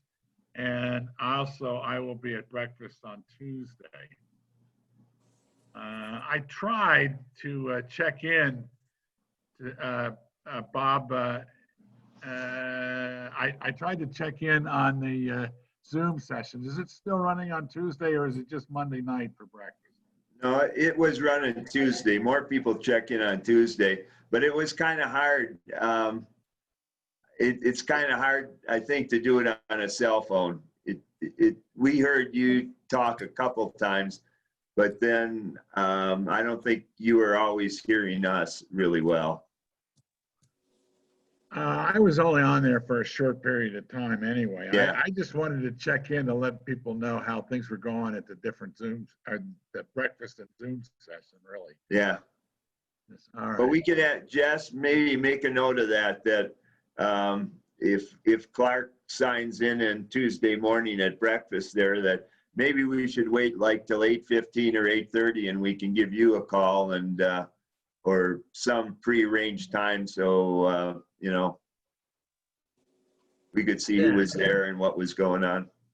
You know, I was exploring, and Eric might know better than myself, but there's two ways to get on a phone with Zoom. Is one, if you have internet, you can use Zoom like a computer like we're doing now. And the other way is to dial in. You don't get any video with dial in, but Eric, have you explored the two ways to get in on phone with Zoom? Not with Zoom, I haven't, no. I know like Microsoft Teams, you know, you can actually tell it as one of your audio options to use a phone, and it'll actually call you on the phone, but I'm not really familiar with Zoom and how to do that. I'm certain there's a way to do it though. You know, okay, well, we'll explore and try to get Clark in on Tuesday morning to see what we can do. Yeah, I just want to check in, let you all know how things are going at the two different locations. Sort of my obligation as president to at least monitor what the club's up to. Okay. When you send out an invitation for people, the official invitation has all those alternative ways of getting in. It says here, you can click here and you can get in on your computer, or if you go down lower, it gives you a bunch of phone numbers you can call to get into through a phone, dial-up phone. But I thought Clark's problem when he was at the Village Inn was that it was pretty noisy, and we were hearing all sorts of conversation on the table, and we kind of turned him off after a bit. We didn't kick you off, we muted you. Yeah, I kind of remember that, but I thought it was worth the effort, at least so that the club would know what else is going on. And the thing that I really liked about it was when the following week, Brian had somebody there to do testing, and Phil and I and Brian, you know, were the VEs for that. And that worked out really well. And it was Ted coming back. We hadn't seen him for, I don't know, since June, I think. Yeah. So, yeah. That's well, good. we got a new extra class, so that was good. Yeah. Well, I've got we've scheduled a collaboration meeting between the two of us, you know. He's working on screenplays and I'm working on a third novel. I wanted to let you know that I've had surprisingly good sales on Amazon, probably 10 in the last month. But you The know, new book or the original book? it's a combination, and I can't tell exactly which is what. Huh. But so, and even the ebook, Kindle version of Storm is sold. Cool. Who knows? You know, I don't know what's going on. I think people are so bored at home they got to find other entertainment. But anyway, I'm really pleased to see it. Yeah. Well, here's what entertains us nowadays. Yeah. Okay. Well, I'm not exactly sure what's going on Zoom here right now, but I'm ready to call the meeting unless anybody has anything else to say. Bob, do you know when the meeting in September is scheduled, or do we not? No, I don't have a topic or a date. Well, whoever does the program, I'll find out and we'll set it. All right. We can do it the same way we did this one. Yeah. You know, or we did it, I think, over the net or something like that. Yeah. That'd be fine. All right. Well, good to see you all. Yep. Bye. Yeah. Thank you, everyone. Bye-bye. Good job, Cutter.